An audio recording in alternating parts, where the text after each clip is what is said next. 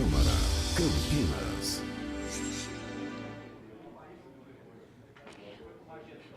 Olá, e agora você fica com a transmissão ao vivo da terceira audiência pública aqui da Câmara Municipal de Campinas e presidida pela Comissão de Constituição e Legalidade a respeito de um projeto do Executivo que trata sobre incentivos para a recuperação e conservação de imóveis de valor arquitetônico, cultural e histórico.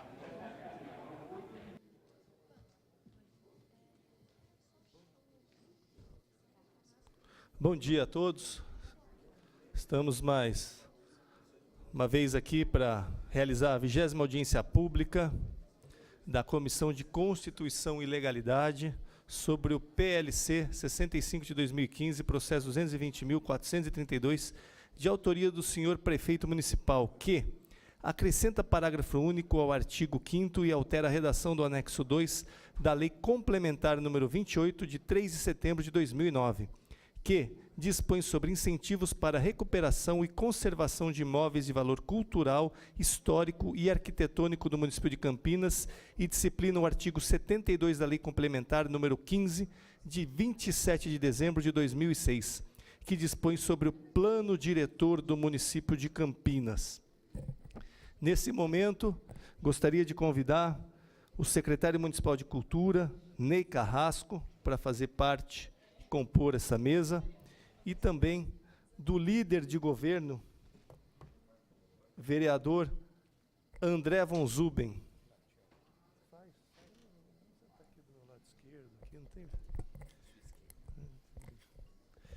Gostaria de registrar a presença da Tainá Cristina Correia, assessora parlamentar do vereador Vinícius Gratti, a presença do vereador Jorge Schneider, líder do meu partido do PTB, vereador Luiz Carlos Rossini, do PV, e professor Alberto, do PR, líder do PR, que se faz presente aqui.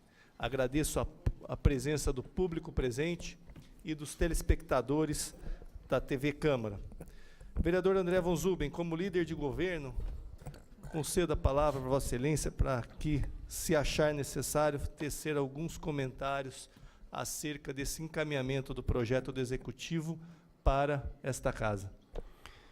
Bom dia a todos, senhor presidente, Tiago, saudar o nosso secretário Ney, secretário de Cultura, todos os colegas vereadores aqui presentes, professor Alberto, Rossini, Jorge Schneider e ao público que nos assiste pela TV Câmara e os que estão aqui no plenário.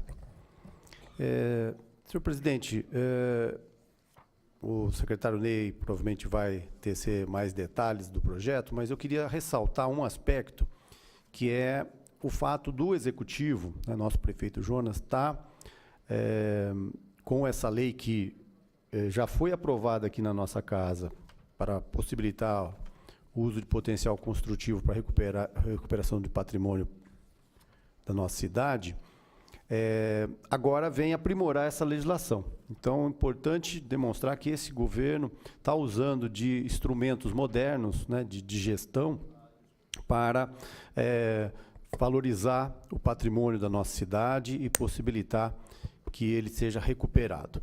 E agora, com essa lei, né, que nós estamos analisando na audiência de hoje, trata-se de um aprimoramento, né, em relação à lei que já foi aprovada, no sentido de facilitar que esse instrumento seja aplicado, ou seja, tornar ele mais interessante, mais atrativo para aqueles que vão adquirir esse potencial, para que, de fato, ele atinja o mais amplamente possível o seu objetivo, né? Então, acho que esse é o foco dessa alteração legal, tanto na questão de áreas que possam ser utilizadas esse potencial, quanto de alguns instrumentos temporais que vão facilitar a aceitação pelo mercado. Então, seriam essas minhas considerações, mais uma vez, reforçando a preocupação do prefeito Jonas de aprimorar a nossa legislação e garantir a recuperação do nosso patrimônio. Seriam essas minhas palavras. Muito obrigado pela oportunidade, mais uma vez concedida, de estar aqui à mesa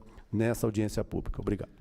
Muito obrigado, André von Zuben. Sempre importante seus esclarecimentos como líder de governo, dos encaminhamentos a esta casa junto ao Executivo.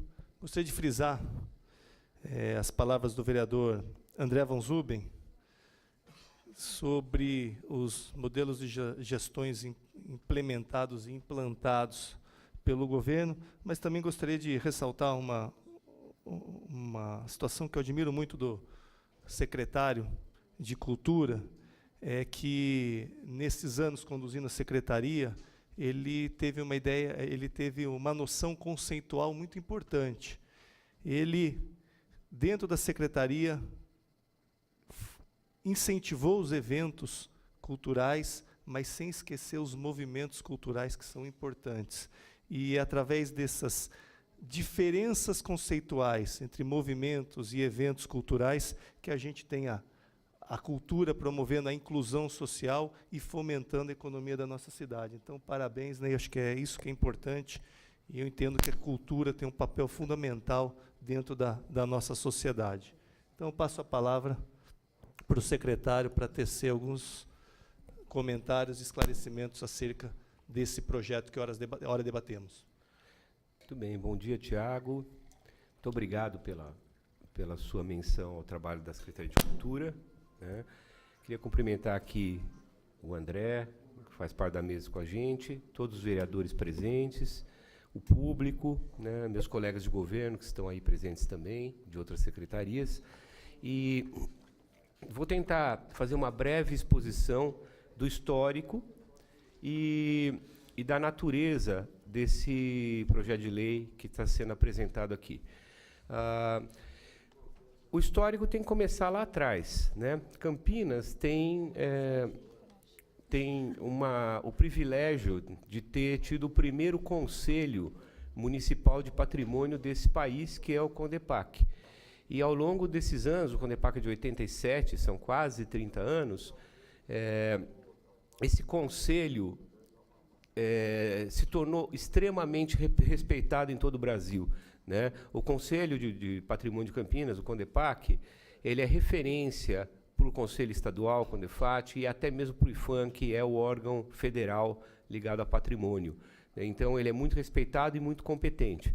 E, ao longo desses anos, ele já fez a maior parte do seu trabalho no que diz respeito ao patrimônio material, ou seja, aos edifícios, à preservação da arquitetura, das nossas matas nativas, das fazendas históricas. Tudo isso já foi tombado pelo CONDEPAC, e lembrando que o tombamento em nenhum momento se propõe como algo que vá prejudicar o proprietário, né? Pelo contrário, nós temos alguns imóveis tombados que se tornaram comércios importantes, agências bancárias, bares, restaurantes, enfim. Então, assim, uma vez tombado, você não pode demolir, mas você pode continuar usando plenamente aquele bem, né? E qual é a diretriz do Conselho quando vai fazer um tombamento? Todo estudo de tombamento pode ser apresentado por qualquer cidadão, né? E é feito, então, um estudo histórico, arquitetônico, sobre a importância desse bem, né, nesses dois aspectos, no aspecto arquitetônico, histórico, no que diz respeito à história da cidade. Então, por que eu digo que a maior parte já foi feito? Porque, hoje em dia, o CONDEPAC entende que todas as fases históricas da cidade estão representadas nos imóveis já tombados. É claro que o tempo vai passando e algumas coisas que eram novas vão se tornando velhas e podem vir a ser tombadas também. Mas esse movimento, né, assim, de se preservar a história da cidade, o seu patrimônio cultural, ele tem uma curva, né? Num primeiro momento você tem muitos tombamentos, e depois vai declinando, né, e você passa a ter poucos tombamentos, né? Então, é nessa situação que se encontra o CONDEPAC hoje em relação ao patrimônio material. Tanto que hoje ganha muita força no Conselho, desde o início dessa gestão do prefeito Jonas Donizete, quando nós chegamos lá na Secretaria de Cultura, né, a discussão no CONDEPAC se desviou muito no sentido do patrimônio imaterial, porque esse é o que está começando agora. Então, preservar as tradições, preservar os costumes, né? Então, nós já temos hoje o equivalente ao tombamento. Não se fala tombamento de um bem imaterial, nós falamos de registro. Então, Campinas já tem o registro do jongo, tem o registro da capoeira e vai registrar outras tradições, né, para que elas não se percam. O intuito é preservar essa tradição, fazer com que ela sobreviva, né? Então, hoje a discussão está muito mais focada no patrimônio imaterial do que no patrimônio material. Mas também nós começamos a sofrer as consequências desse movimento de quase 30 anos de preservação do patrimônio material. Por quê? Porque os imóveis tombados, eles têm que ser preservados. Só que, uma vez feito o tombamento, não há nenhum recurso direcionado ao imóvel para que ele seja preservado. Então, você coloca o proprietário, seja ele um bem privado, um bem público, você coloca o proprietário na situação de ter que preservar um bem histórico, certo? Então, ao longo dos anos, os governos em todos os níveis, federal, estadual e municipal, foram criando medidas para permitir a esse proprietário que ele preservasse esse bem que é de interesse público, a preservação, né? Então, você tem alguns editais do IPHAN, você pode concorrer a recursos públicos para aplicar em algum bem, mas tem que ser um bem muito significativo, porque aí é um edital, você concorre com muita gente, então eles vão selecionar aquele bem que eles julgam que é mais significativo, né? Então, em geral, você acaba tendo nesses editais, assim, igrejas muito importantes, né? O patrimônio histórico mais antigo, mais representativo do Brasil colônia e tudo mais. E aquele senhor que tem uma casa de família que é do século XIX e, por alguma razão, tem uma importância histórica grande, foi tombada, é muito difícil que ele alcance esse recurso. Então, os governos também foram pensando, ao longo do tempo, em como criar algumas leis e algumas medidas que possam permitir a esse proprietário, público ou privado, manter o seu bem, preservar o seu bem.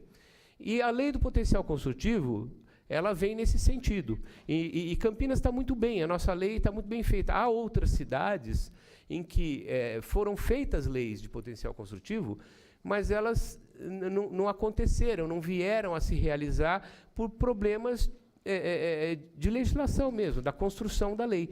E é isso que nós estamos tentando fazer aqui hoje, né? O que aconteceu? Quando foi feita a primeira versão dessa lei, de 2012, eu estou voltando um século. Já estou com o patrimônio histórico na cabeça, estou voltando um século, né? Em 2012, a Prefeitura Municipal de Campinas apresentou à Câmara o primeiro projeto de lei relativo ao potencial construtivo. O que é o potencial construtivo? Ele, na verdade, é uma troca que se faz entre o proprietário, né, daquele imóvel e o potencial que esse imóvel teria na urbanização da cidade. Ou seja, você está numa zona, por exemplo, urbana, em que é permitido construir até edifícios de 10 andares, por exemplo, né? Só que, pelo fato de você ter um sobradinho, ali você ocupou só 2. E esse sobradinho não vai poder ser demolido e construído um prédio de 10 andares. Então, existe um potencial construtivo nesse imóvel, né, que não foi usado e não será usado nunca. São 8 andares. Certo? Então, foi criada uma lei complexa, que estabelece cálculos, né, para que se possa emitir um certificado. Quem emite é o poder público, passa pelo CONDEPAC, o pedido é feito ao CONDEPAC, o CONDEPAC aprova, e é emitido um título. Esse título permite ao proprietário comercializar com empreendedores imobiliários parte desse potencial não utilizado, né? Então, aí a situação se inverte. Quem compra o certificado fica de posse de um título que ele pode apresentar à prefeitura, né, de uma metragem quadrada, que é calculada por essa lei, para aquele imóvel tombado, né, e de posse desse título ele pode construir um pouco a mais no seu empreendimento. Então, aí, ao contrário, num bairro, por exemplo, numa zona urbana em que se pode construir edifícios de até 10 andares, pode-se construir 12, por exemplo, 20% a mais, né? Então, ele ganha um potencial construtivo daquele imóvel tombado e pode aplicar no imóvel novo. Então, essa lei é extremamente complexa. Nós recebemos essa lei de 2012 e lá em 2013 já nós estudamos e já propusemos naquela época algumas alterações. E nós sabíamos que ela teria que, ao longo do tempo, que teria que ser revisada, né? E talvez tenha que no futuro também. Por quê? Porque é uma lei, como eu falei, muito complexa e que a gente acaba percebendo só algumas falhas dela na hora de aplicar, né? E uma vez que você vai aplicar, você percebe, não, isso aqui não foi bem redigido, ou isso aqui não foi bem apresentado, né? E vamos aperfeiçoando pela complexidade da lei. Não é fácil fazer esses cálculos todos, né? E aplicar. E uma das coisas que assim nós fazemos muita questão no governo, e é apoiado pelo prefeito Jonas Donizete também, é que essa lei venha a acontecer, que ela não fique só no papel, que ela efetivamente se torne, né, um mercado e que acabe, que esses recursos acabem sendo aplicados na preservação do patrimônio histórico e cultural de Campinas, né? Inclusive, é previsto na lei que você não pode usar esses recursos para nenhum outro fim que não seja a preservação do imóvel, né? Para que não haja desvio de recursos, seja público ou privado, né? Então, os recursos que você obtém ao vender o título, eles só podem ser aplicados na preservação do imóvel, né? Então, qual é essa alteração que está sendo proposta agora, né? No momento em que nós fomos aplicar pela primeira vez, nós temos 3 títulos emitidos em Campinas, é muito recente, né? Nós temos o título emitido para a Catedral, a reforma e restauração da Catedral. O segundo título foi emitido ao Jockey Clube de Campinas, para também preservação do imóvel do Jockey, que é um imóvel importantíssimo no patrimônio de Campinas. E o terceiro, o nosso querido Centro de Convivência, que está com o projeto de reforma, foi entregue a nós há 2 semanas, né? O projeto final de reforma, e nós contamos com os recursos do potencial construtivo para fazer a reforma do Centro de Convivência também, né? Então, essa é a fonte de recursos, porque é uma reforma muito cara, e nós procuramos fazer um projeto muito minucioso, tá? Para fazer assim, no padrão Sala São Paulo, de acústica e tudo mais. Então, é um projeto caro, né? Fora a recuperação, toda a recuperação que tem que ser feita lá, de impermeabilização e tudo mais, que era o grande problema crônico do Convivência. Ele tinha infiltrações, né, no teatro, pelo tipo de arquitetura e tipo de material usado, que é uma arquitetura modernista, de muito concreto, e realmente, desde a sua origem, ele tem alguns problemas crônicos, que a gente, no projeto, também procurou fazer muito minuciosamente com os engenheiros para que seja resolvido, para que não tenha mais essas infiltrações. Então, assim, são 3 imóveis só, mas o que nós esperamos é que todos os proprietários de imóveis de Campinas, tombados, lancem mão desses recursos para preservar esses imóveis, e nós vamos ter, então, finalmente, esses imóveis tombados, recuperados, restaurados, e mostrando, né, as fases históricas por que a cidade passou, né? Então, quais são as alterações que foram propostas? No momento em que a gente foi colocar esses títulos a público, esses 3 títulos, né, na verdade 2, porque o Centro de Convivência, por ser público, tem que ser feito por chamada pública, o leilão, não pode ser comercializado diretamente, né? Isso será feito no futuro próximo. Mas os outros 2 são imóveis de propriedade, um da Cúria, que é a Catedral, e outro do próprio Jockey Clube.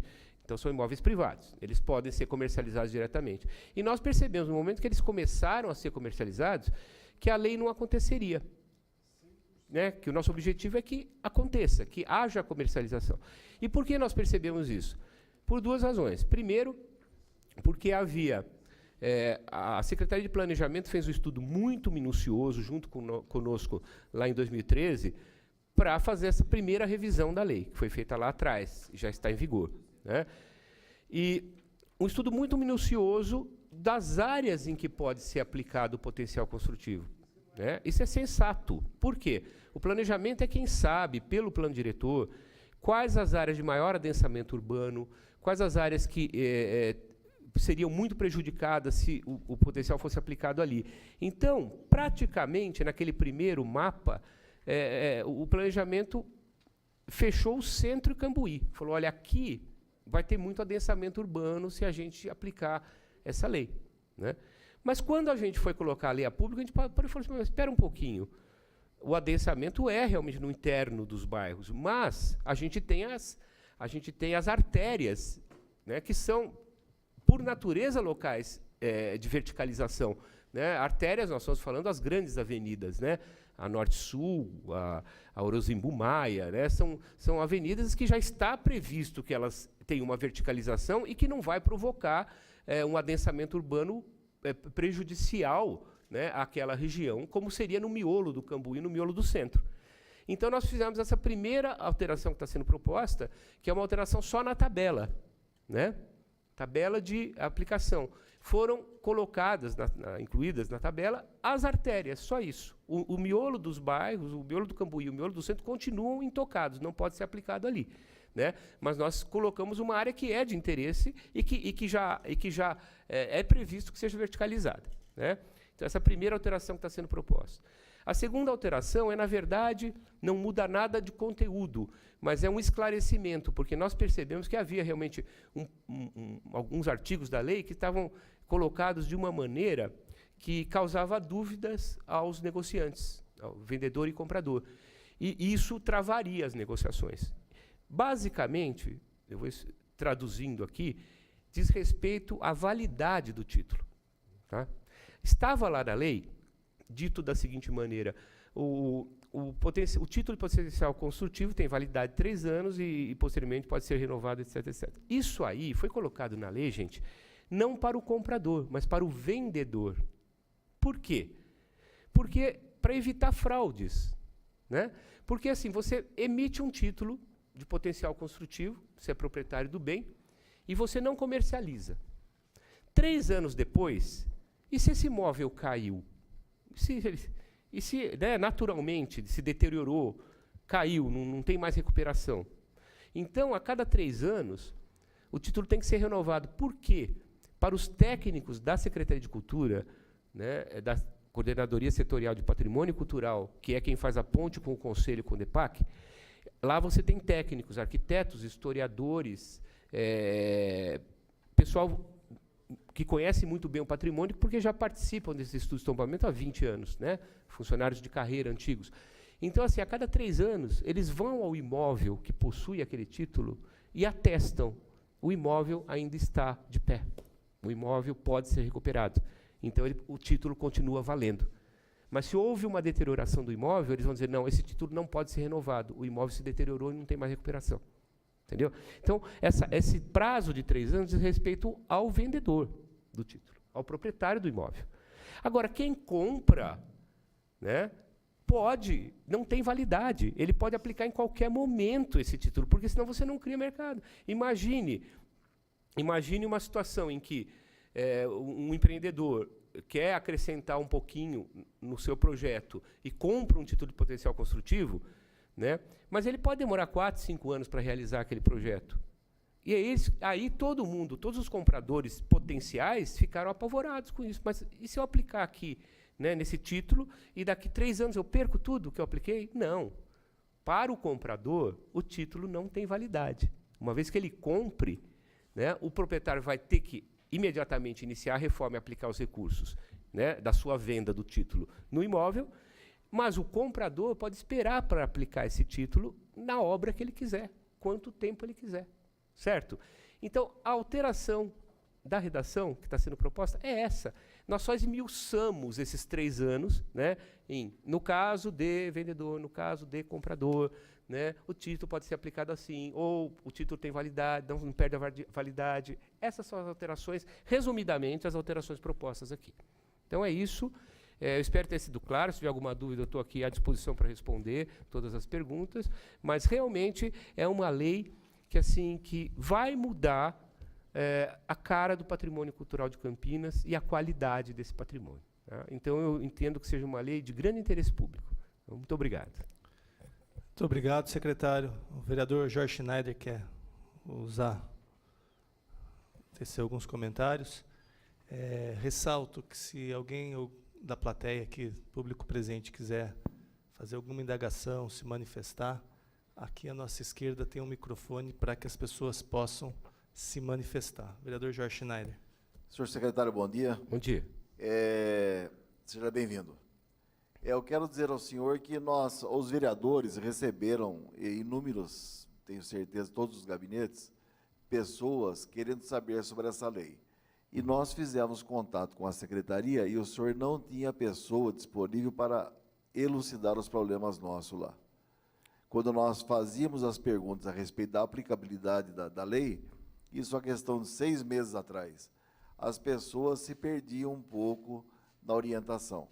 Então, a primeira pergunta que eu faço ao senhor, o senhor tem hoje um técnico que possa elucidar o imóvel é esse e eu posso aplicar onde? O imóvel, você está regular, você vai ter que fazer assim, assim, assado, e você pode aplicar em tal lugar. Primeira coisa que eu pergunto ao senhor, o senhor tem essa pessoa já? Olha, eu peço desculpas, vereador, porque todas as pessoas que me procuraram, eu tenho inclusive aqui a testemunho do Cássio, né, que está aqui representando o JOG, foi um dos que nos procurou, né? Nós procuramos esclarecer sempre. Eu sempre encaminhei essas pessoas à Deise, que é a coordenadora de patrimônio, Sim. e que acompanhou a confecção da lei.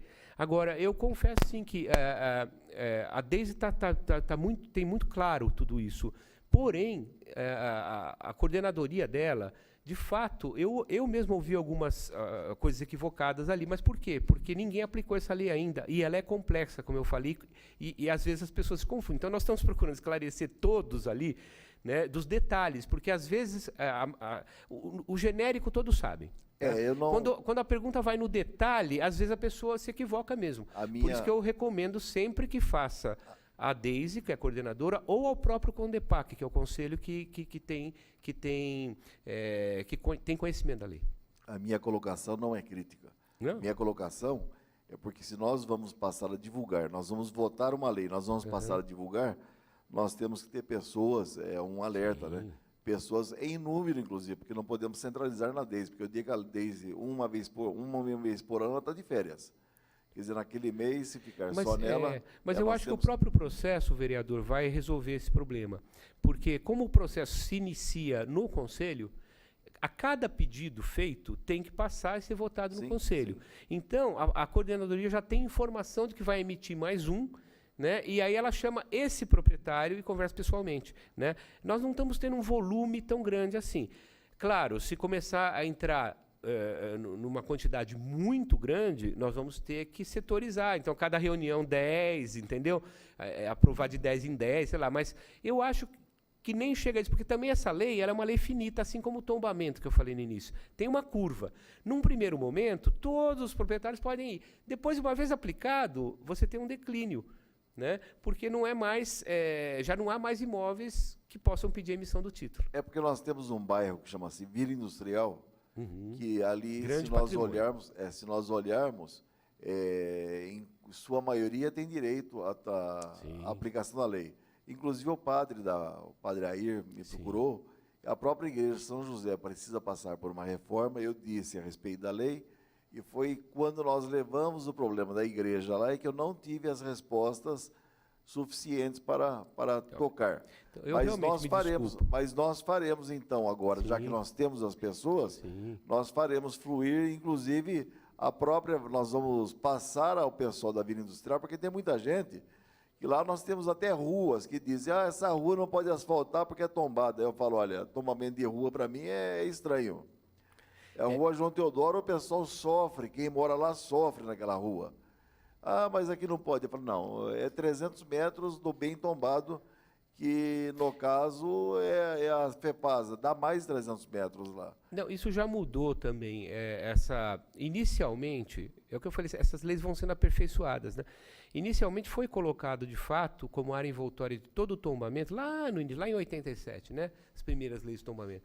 Foi colocado como área envoltória 300 metros. Mas, ao longo do tempo, o Conselho foi percebendo o seguinte, você congela o centro. É verdade. Congela o centro, por quê? Se você pega um raio de 300 metros de cada imóvel tombado, você fechou, não se mexe mais no centro. Então, o Conselho passou a entender a área envoltória de uma outra maneira. A área envoltória hoje ela é pensada caso a caso, cada bem, né?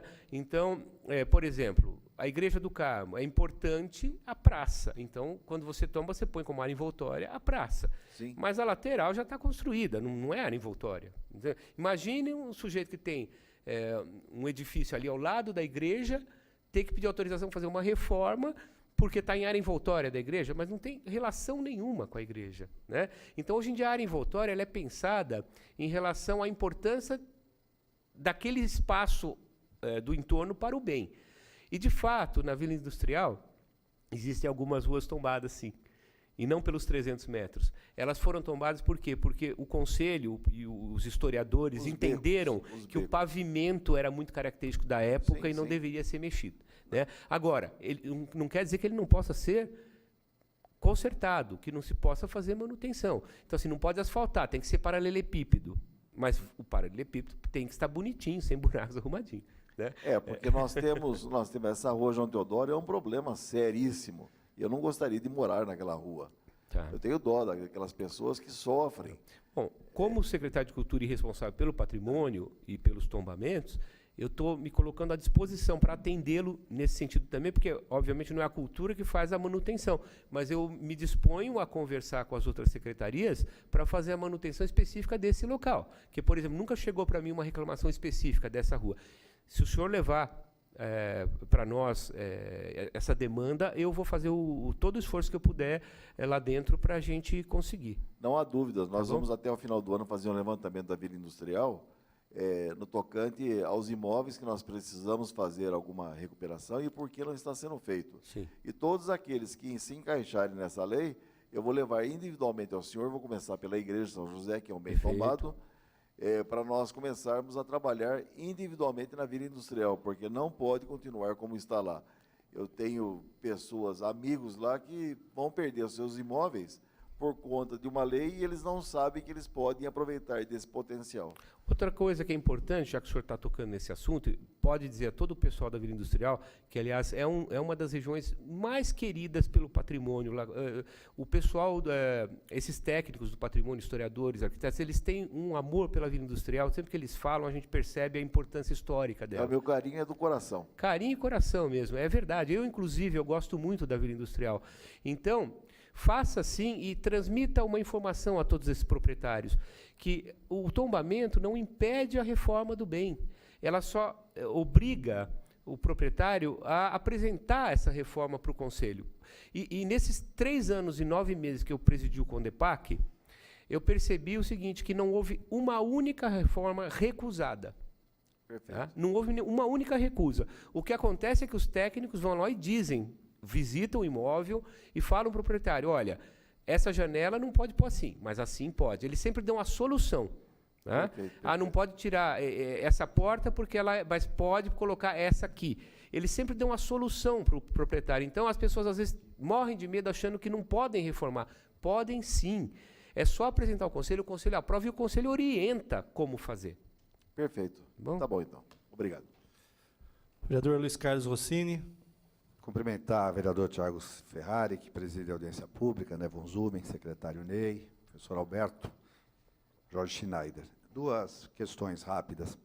Primeiro, secretário, o senhor menciona que nesse projeto de lei está alterando o prazo para validade, tanto para o vendedor quanto para o comprador.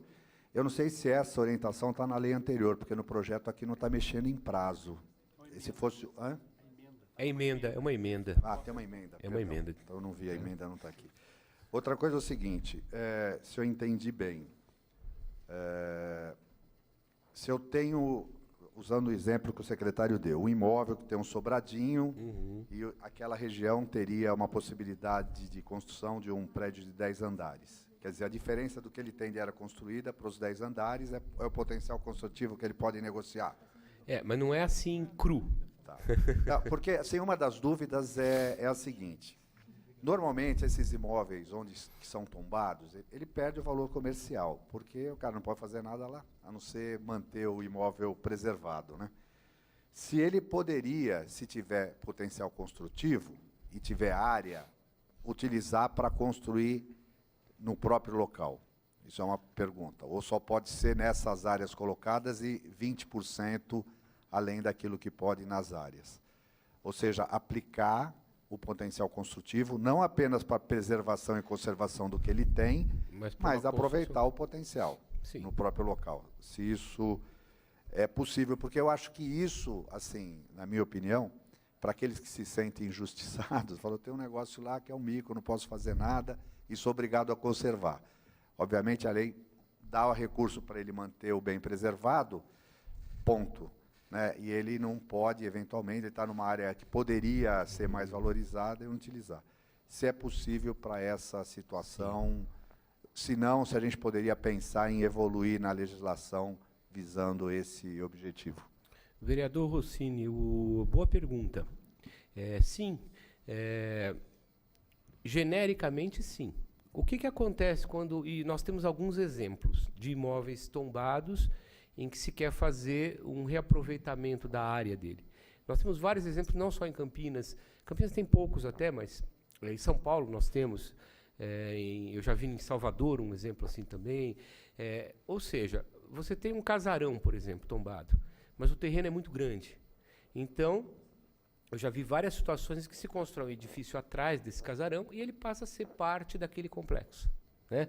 Ele não pode ser escondido, mas atrás dele, se a área pode se construir. A única exigência é que, em sendo um imóvel tombado, esse projeto passa pelo conselho também, passa pela aprovação. Né? Mas se ele não é destrutivo em relação ao imóvel, pode se construir na área. Tá? Porque assim, se condicionar o valor que ele pode utilizar do potencial construtivo ao valor da reforma ou da manutenção do bem, não é condicionado. Ele não utiliza, então ele pode. Ele pode. Olha só, deixa eu esclarecer alguns pontos em relação a isso. Já sempre pôde. Não é o potencial. Você pode. Eu queria continuar nesse sentido mesmo.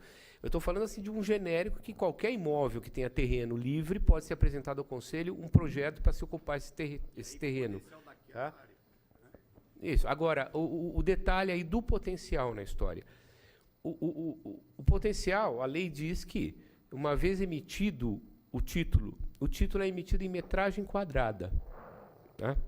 Olha, esse imóvel ele gera tantos metros quadrados de potencial construtivo. Tá? Que é o que pode ser usado pelo comprador. Tá? Muito bem.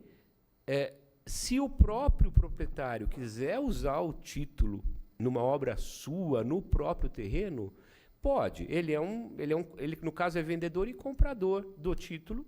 Tá? A única coisa que ele vai ter que respeitar é essa tabela de aplicação. Se o imóvel dele estiver numa área que é permitido aplicar o potencial construtivo, ele é como qualquer outro cidadão comprando o título. Mas se ele está numa área em que não é permitido aplicar o título, aí ele vai ter que aplicar em outro lugar.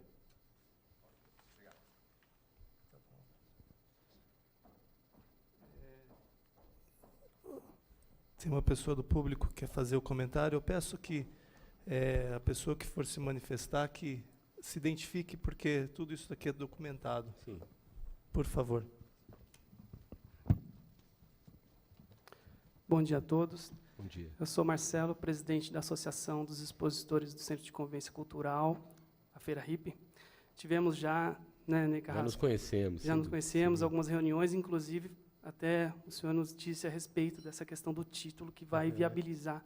Então, eu queria aqui deixar registrado, em nome dos expositores, dos nossos associados, a nossa gratidão pelo empenho do senhor em viabilizar essa reforma de tantos anos que precisa o teatro, né? Tá lá largado há vários anos. É um teatro que representa tanto para a Feira RIP, para o bairro Cambuí e para a cidade de Campinas, pelo ponto turístico que representa tudo aquilo. Eu tenho apenas um questionamento a respeito da viabilidade, o tempo de viabilidade disso daí, se já foi emitido o título, se já foi vendido, se tem pessoas interessadas, se já foi comprado, quanto tempo, estimativa de quanto tempo isso começa a se realizar materialmente ali, reformando aquele teatro. Muito bem. Boa pergunta, Marcelo. Eu gosto da tua pergunta, que me permite, inclusive, apresentar também ao público algumas informações que nem todos têm. Né? Assim, o Centro de Convivência foi para nós, desde que nós chegamos lá em janeiro de 2013, né, nessa gestão do prefeito Jonas Donizete, sempre foi para a gente um ponto de honra. Porque é um teatro que mora no coração de todos os campineiros e no meu em particular. Quando eu cheguei em 82 em Campinas para estudar, foi o primeiro teatro que eu assisti um espetáculo, foi o primeiro teatro que eu toquei, foi o primeiro teatro que tocou peças minhas como compositor. né? Quer dizer, eu vivi aquele espaço como artista. E ele sempre foi um teatro muito querido para mim, né? Então, ao chegar aí e ver, eu já cheguei com o Teatro do Centro de Convivência fechado, interditado, era muita dor para todos nós, inclusive para o prefeito. O prefeito ele cobra permanentemente o Convivência, né? Agora, o que pouca gente sabe é que, nessa perspectiva de ser prioridade, ela foi, acho que, a única obra da Secretaria de Cultura que não parou um minuto nesses anos todos. Parece que não, né? Porque parece que está tudo largado, porque não entrou uma máquina lá. Mas, assim, nem nós tínhamos noção de que ia demorar tanto. Eu, ainda mais que não sou engenheiro, eu falei, um projeto de reforma, 4, 5 meses, 6 meses, está pronto, né? E aí a gente faz a licitação e reforma. Qual não foi minha surpresa? Eu cheguei lá e tinha, assim, toda aquela boataria, vai cair, a estrutura está comprometida, né? Então, o que eu fiz no dia 2 de janeiro de 2013? A primeira atitude que eu tomei lá dentro foi: traz todos os laudos do Convivência, né? Vamos ver o grau de deterioração, vamos ver o que precisa ser feito. Qual não foi minha surpresa ao não receber nada? Não tinha nenhum laudo. Era tudo especulação. Ninguém estudou para dizer aquelas coisas, que a estrutura é comprometida, vai cair. Não havia estudo, né? Então, nós ficamos muito frustrados, porque nós começamos do 0. Eu achei que a gente ia começar já de um grau, um estágio mais avançado, essa reforma. Não, foi do 0. E aí nós tivemos que tomar uma decisão de governo. E o prefeito, inclusive, participou diretamente disso. Nós vamos pegar 1 milhão, 2 milhões, fazer uma reforma básica e abrir de novo o teatro, né? Só que ele vai fechar daqui 2 anos, porque ele tem problemas crônicos. Vai fechar de novo daqui 2, 3, 4, 5 anos. A gente sabia que ia fechar de novo, como foi a história dele inteira. A história do Convivência é uma história de interdições e aberturas, né? Porque ele tem problemas crônicos que vêm lá da origem, né? Então, nós tomamos uma decisão. Não, nós vamos fazer a reforma definitiva no Convivência, por mais que dê trabalho, por mais que custe, tá certo? E isso demora. Então, assim, como é que foi o processo? Cerca de 4 a 5 meses iniciais para o primeiro laudo, para o primeiro estudo. Esse primeiro estudo, ele diz, olha, aparentemente, a estrutura não está comprometida, né? Mas precisam ser feitos os seguintes testes. E lista lá uma série de testes de concreto e de engenharia que tem que ser feitos. Muito bem. Feito esse laudo, o prefeito, nós começamos um processo para licitar esses testes todos, né, e fazer a parte que foi pedida no estudo lá. E aí o prefeito falou, não, isso vai demorar muito. Olha só como ele se preocupava em que o Convivência andasse. Não, isso vai demorar muito. Vamos pegar um TAC. O TAC é o termo de ajuste de conduta, né? É uma multa, na verdade, que alguém tem que pagar. E ele falou, vamos pegar uma dessas multas e aplicar no Convivência. Então, foi aplicado um TAC da Rossi Construtor, né, de R$1 milhão. Então, a Rossi contratou as empresas de altíssimo nível, né, inclusive a empresa que fez os testes de concreto é a maior referência no Brasil em concreto, que é a Falcão Bauer, de São Paulo, né? Eles foram contratados pela Rossi para fazer esse estudo todo e depois fazer o projeto de reforma. Tudo isso estava incluído nesse TAC, né? Então, como é que foi o processo? Tem alguns testes do concreto que duram 180 dias, para você ter ideia. O teste. Então, parece que está parado, mas não está. Está em teste, está andando, né, o processo de reforma, né? Muito bem, esse laudo final ficou pronto com os testes todos e tudo mais em novembro de 2014. Né? E aí nós ficamos muito felizes. Por quê? Esse laudo disse, não há comprometimento da estrutura e o teatro está apto a aguentar a mesma carga para a qual foi produzido. Ou seja, você pode botar o mesmo peso nele ainda que ele aguenta. Não se deteriorou nada. Então, assim, nós ficamos muito felizes, né? Não tem problemas estruturais sérios. Tem algumas partes que você tem que fazer reparos no concreto, mas não é estrutural, né? Então, nós ficamos muito, muito felizes com isso. Então, isso em novembro de 14, aí para fim de ano, sim, né, festas, tudo mais. Em janeiro de 2014, começou a ser feito... 2015, desculpe. Em janeiro de 2015, começou a ser feito o projeto de reforma, propriamente dito. Tá? Esse projeto era assim, uma vez por mês eles vinham, nós nos reunimos infraestrutura, que é quem aí já sai da cultura, né? É a infraestrutura que toca a obra e projeto, né? Então nós nos reuníamos lá na infraestrutura com o secretário de infraestrutura, os seus diretores, e a Secretaria de Cultura com quem eu achasse que devesse levar naquela reunião para olhar o projeto. E fomos acompanhando a confecção, mês a mês. Né? Eles foram fazendo e a gente, dizendo o que a gente queria, como qualquer reforma. Né? Você diz para o arquiteto e engenheiro, olha, eu quero isso, quero aquilo.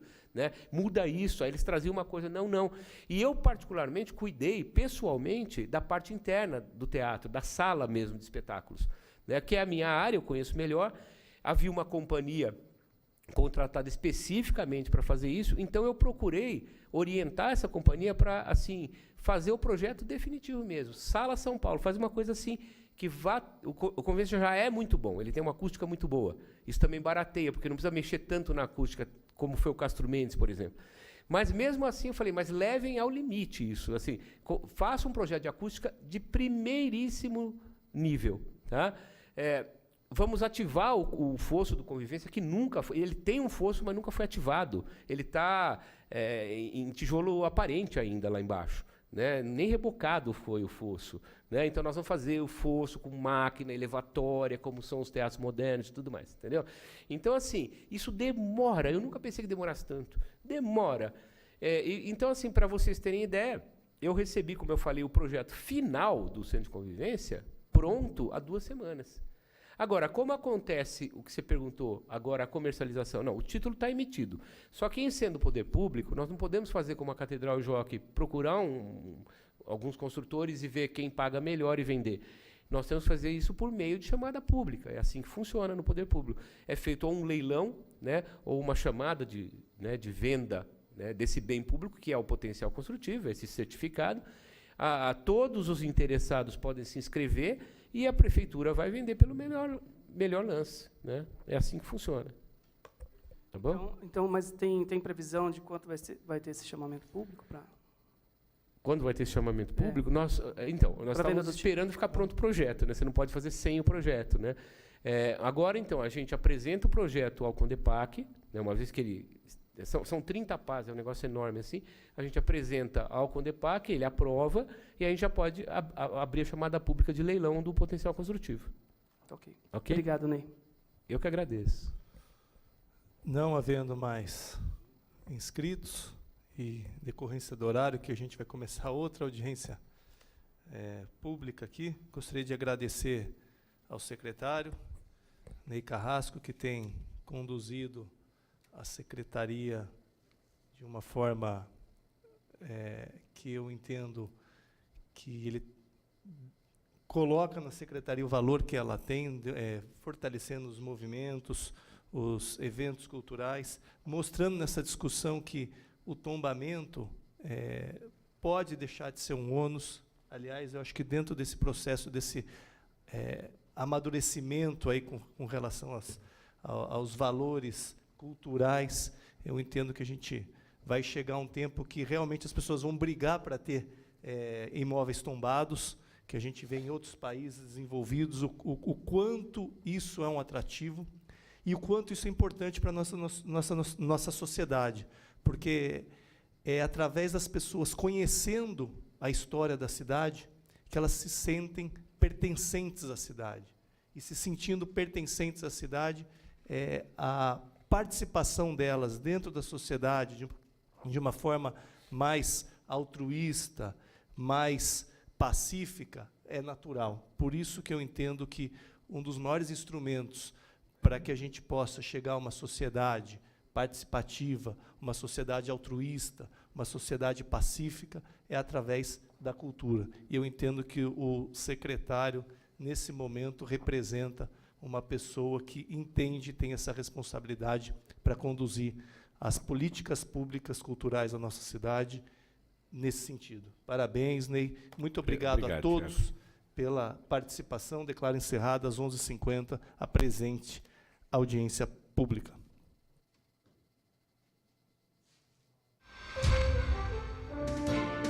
TV Câmara Campinas.